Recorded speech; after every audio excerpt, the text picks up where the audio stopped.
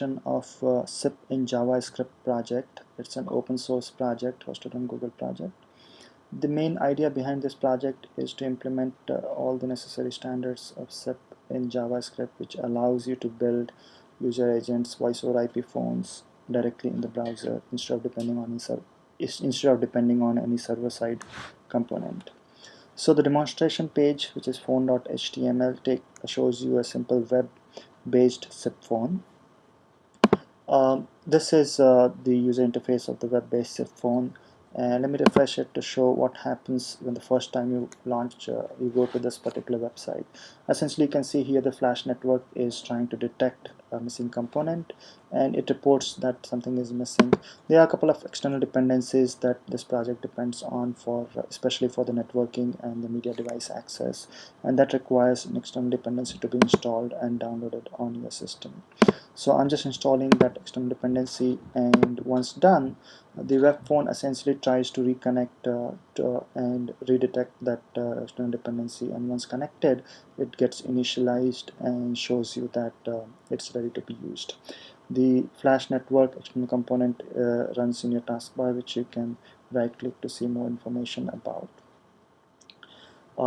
So at this point, it is connected to system. Essentially, it would have prompted you for authentication, and since I had already pre-authenticated it, it didn't prompt me for authentication in this time.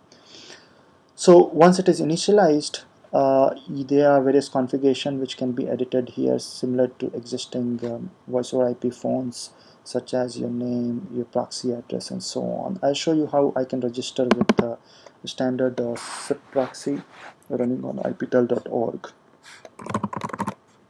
I used my username, domain, and my credentials. And instead of using an outbound proxy, I just use the target domain of iptel.org and try to register. These are all the SIP messages which were sent and received with the server. Here you can see the authenticated register got success response, and the status of the phone changed to registered. Unregister the phone, and so on. So to show a call between two SIP phones, instead of using a standard SIP phone, what I'm going to show is a call between two web-based SIP phone by opening two different tabs. Let me refresh this page and show you what happens next time. So here you can see the system is initialized and it's ready to be used. I'm running a SIP proxy server, a simple SIP proxy server on my machine in the same network, so I'll just try to register with that particular proxy server running in this IP address. It doesn't require any authentication, so basically I've left the password field empty. Registration is successful.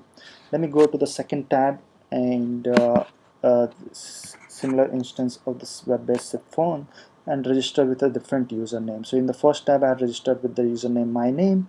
In the second tab I will register with the username called your name.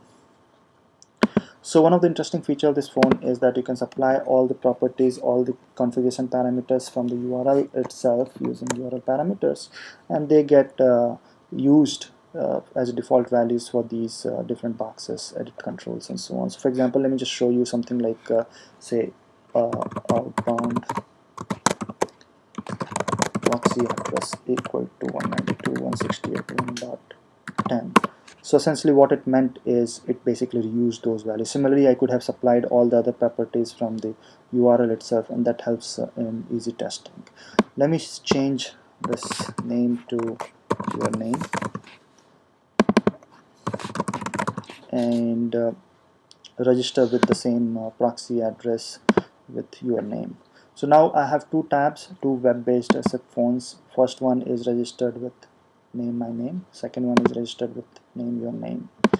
I'm going to make a call from the first one to second one. Before making a call, I can select whether I want audio, video, or both. In this case, I just want both, and I make a call. Once I make a call, go to the second tab. You can see that there is an incoming call, and I can accept the call here, or I can reject the call by clicking here. So let me just accept the call and see what happens.